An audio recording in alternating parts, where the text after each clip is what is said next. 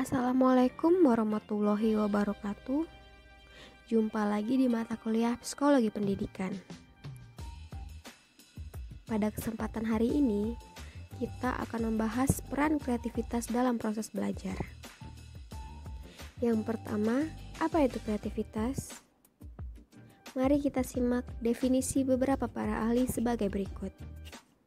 Yang pertama, Torrance mendefinisikan kreativitas secara inklusif, yaitu meliputi semua usaha produktif yang unik dari individu. Santrock mendefinisikan kreativitas adalah kemampuan untuk memikirkan tentang suatu dalam cara baru dan tidak biasanya, serta untuk mendapatkan solusi-solusi yang unik. Jadi, kreativitas dapat dikatakan segala kemampuan seseorang untuk menciptakan hal yang baru, baik berupa gagasan maupun karya nyata yang relatif berbeda dengan apa yang telah ada.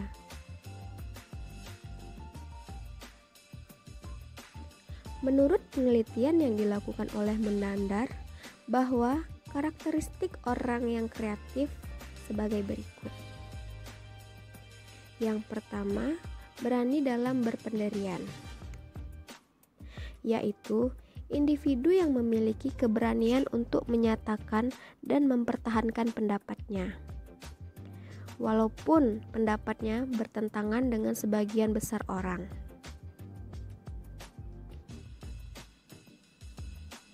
Yang kedua, tidak pernah berputus asa, yaitu orang yang tidak pernah bosan untuk mencoba dan mencoba lagi, sampai ia dapat menemukan jawaban atas masalahnya atau dapat memecahkan masalah dengan sesuatu yang dilakukannya.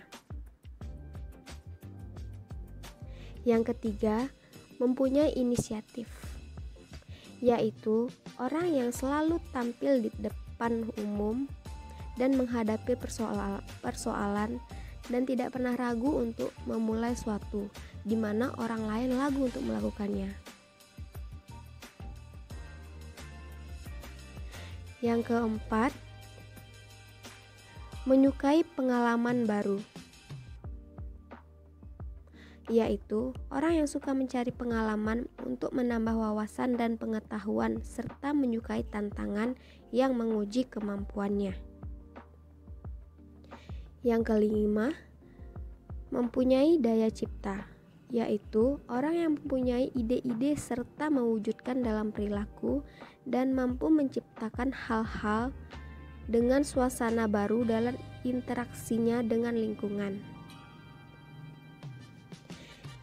Yang keenam, mempunyai minat luas dan memiliki rasa kepercayaan diri, yaitu orang yang tertarik dalam berbagai hal dan berusaha menguasainya sebisa mungkin, dan memiliki keyakinan akan kemampuan kerja dirinya sendiri, bersikap optimis dan dinamis.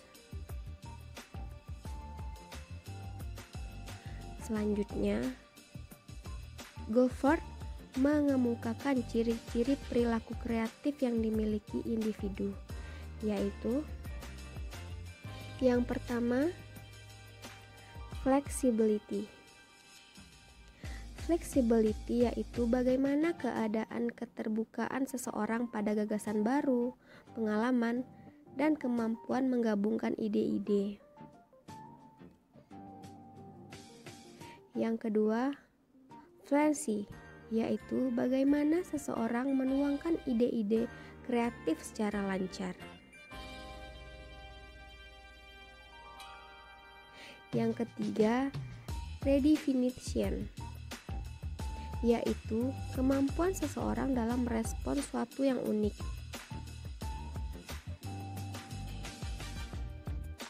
Yang keempat, originality, yaitu kemampuan seseorang dalam menangkap esensi dari informasi yang ditampilkan dalam bentuk figura atau yang tertuang dalam judul karya.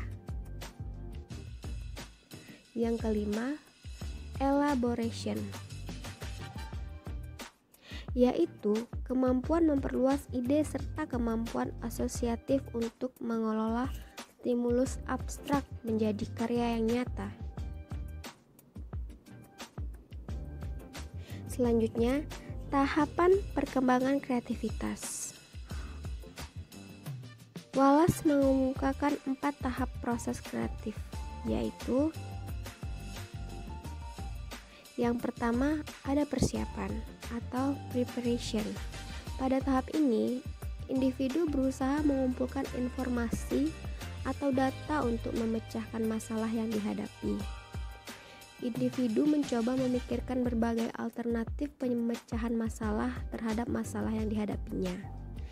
Dengan bekal ilmu pengetahuan dan pengalaman yang dimiliki, individu berusaha menjajaki berbagai kemungkinan jalan yang dapat ditempuh untuk memecahkan suatu masalah. Yang kedua, ada inkubasi atau incubation. Pada tahap ini, proses pemecahan masalah itu dierami dalam alam prasadar. Individu seolah-olah melepaskan diri untuk sementara waktu dari masalah yang dihadapinya. Dalam pengertian tidak memikirkan secara sadar, melainkan mengendapkannya dalam alam prasadar. Proses inkubasi ini dapat berlangsung lama, misalnya berhari-hari, bahkan bertahun-tahun. Dan juga bisa sebentar, misalnya beberapa jam saja. Kemudian timbul inspirasi atau gagasan untuk pemecahan masalah. Itulah yang dikatakan inkubasi.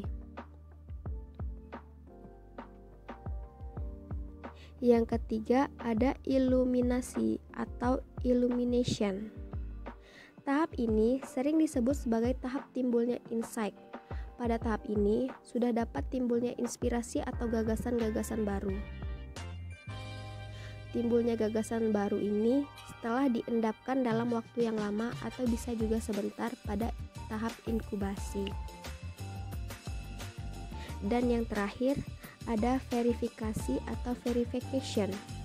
Pada tahapan ini, gagasan yang telah muncul dievaluasi secara kritis dan konvergen serta menghadapkannya kepada realitas. Pada tahapan ini, pemikiran divergen harus diikuti oleh pemikiran yang selektif dan disengaja. Penerimaan secara total harus diikuti oleh kritik. Filsafat harus diikuti oleh pemikiran logis. Keberanian harus diikuti oleh sikap yang hati-hati. Imajinasi harus diikuti oleh pengujian terhadap realitas. Jadi, pada tahap ini, proses berpikir divergen yang menonjol, maka dapat dalam tahap verification yang lebih menonjol adalah berpikir konvergen.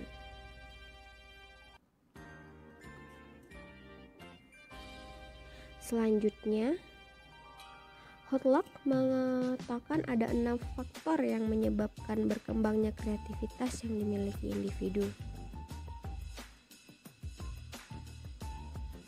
Yang pertama ada jenis kelamin, yang kedua status sosioekonomi, yang ketiga urutan kelahiran, yang keempat keluarga, yang kelima lingkungan, dan yang keenam intelijensi. Selanjutnya, Mulyasari mengemukakan hal-hal yang perlu dilakukan agar siswa atau peserta didik lebih aktif dan kreatif dalam belajarnya.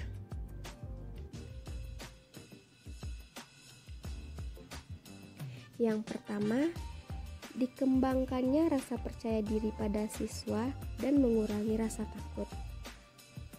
Yang kedua, memberikan kesempatan pada seluruh siswa untuk berkomunikasi ilmiah secara bebas namun terarah. Yang ketiga, melibatkan siswa dalam menentukan tujuan belajar dan evaluasinya. Yang keempat, memberikan pengawasan yang tidak terlalu ketat dan tidak otoriter. Dan yang kelima, melibatkan siswa secara aktif dan kreatif dalam proses pembelajaran secara keseluruhan. Nah, Itu tadi materi yang kita bahas hari ini tentang kreativitas. Mohon maaf jika ada salah-salah dalam penyampaian. Saya undur diri. Wassalamualaikum warahmatullahi wabarakatuh. Sampai jumpa di pertemuan selanjutnya.